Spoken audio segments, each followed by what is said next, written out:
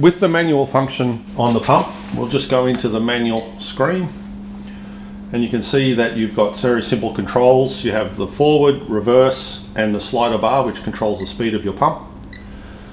So we'll just start the pump in forward now.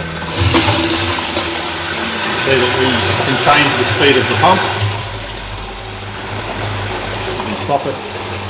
We can reverse it, which counts down on the counter.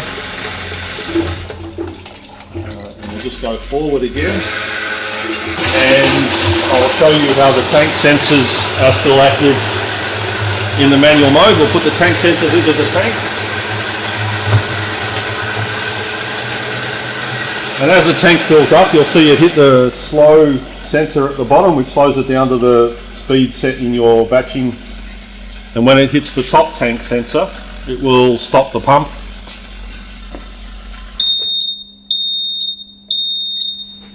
And at this point, we can choose to continue with the job. So if we say no, it will take us back to the manual screen. If we say yes, it gives us the opportunity to store a history record of it. So we'll keep the job description at manual test and the tank, and we can change the name to Paul from the user list. And once you say continue, you'll see that everything resets. And if we go into the history function, you'll see down the bottom that a manual run was done with 95 litres and it stopped because the tank was full.